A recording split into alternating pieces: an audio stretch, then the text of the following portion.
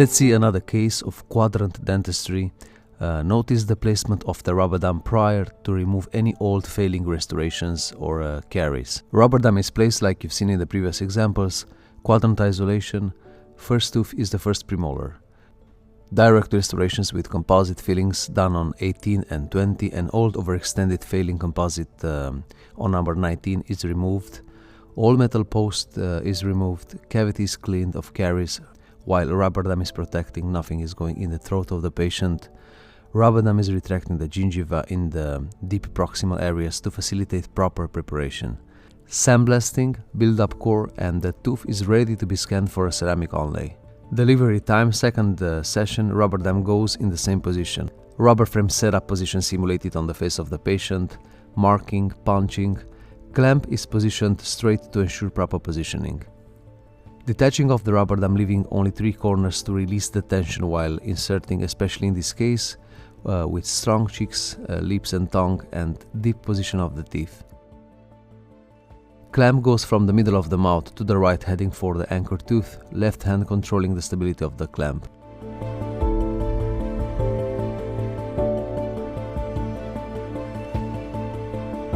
Notice in this first attempt that I had a hard time gliding the rubber over the wings of the clamp because I didn't previously reattach the sheet on all corners to tension the rubber on the frame.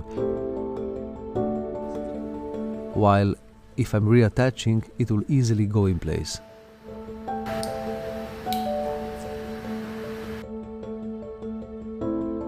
I tried to pass the rubber dam over the rest of the teeth, but because of the sharp prepped margins, the rubber dam got torn.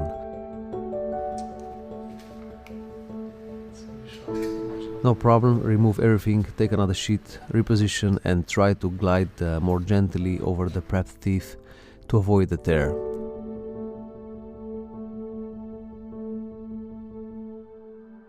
Since I know from the first session that no restorations have to be done on the first premolar and even on the second premolar, because the filling was done first time, I will only expose till the first premolar just to release the rubber for the delivery of the onlay on the molar. The assistant will floss the contacts to make the rubber stay in place.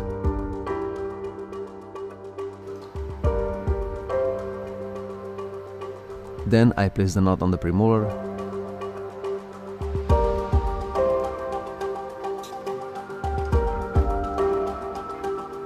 Anchor clamp on the other side to retract the lingual of the working quadrant.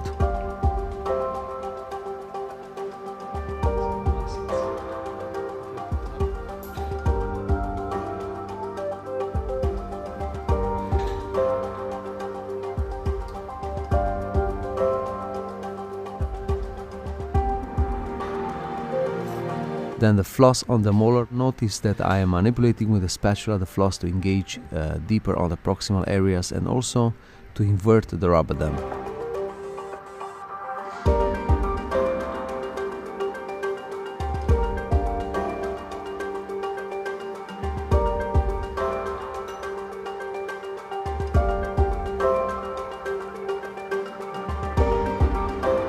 Then one end to the lingual, one to the buccal to secure the tightening.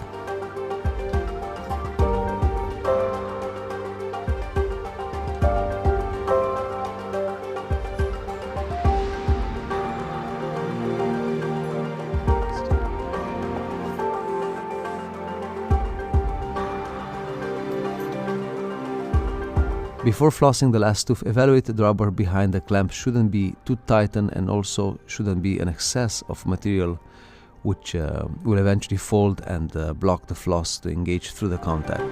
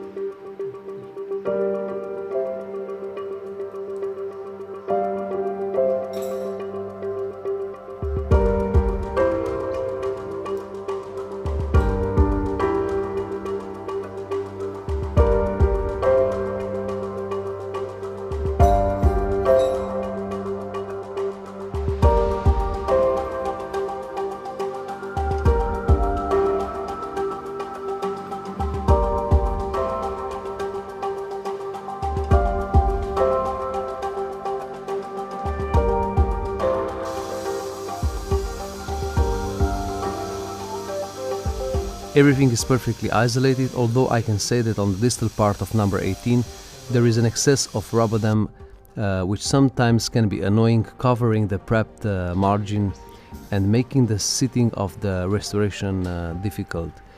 This is happening because of the fact that the distance between the holes is too big, and it will usually require removing the rubber dam and redo the punching, but since it was not that bad in this case, I did continue with the delivery. Even if I have tried the fitting of the restoration before placing the rubber dam, I will do this again with the rubber dam on, just to make sure I don't have any surprises.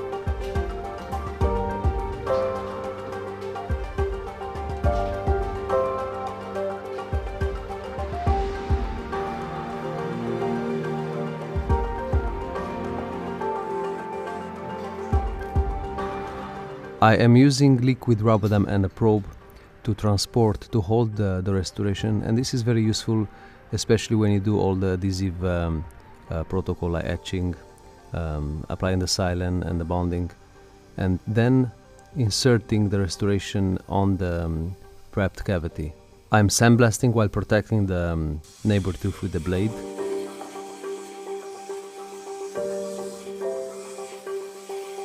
Then etch, apply the cement, and deliver the restoration.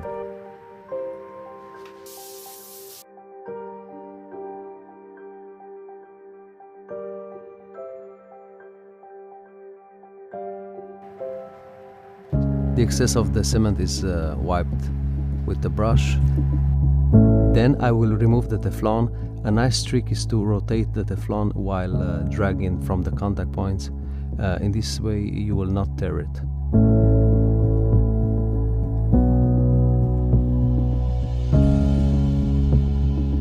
Clean the excess of the cement with the blade and polish with silicone tips. You have noticed that in this case I was able to isolate number 18 just with the floss with the knot, but if that wasn't the case I would have placed an additional clamp just to force the floss to engage deeper on the proximal margins and properly invert the rubber dam. I can use the wingless clamp B1, B2 or B3, and I can place the clamp with the arch oriented to the distal or oriented to the mesial. It's all depending on which area is more difficult to approach. Let's say that you have a deep margin on the distal, you might want to place the clamp with the arch oriented to the mesial to have more space to the difficult area. Then I will remove the rubber dam. I will first remove the anchor clamp, then I will cut the interdental part of the rubber with the scissors and remove the floss, and everything goes out.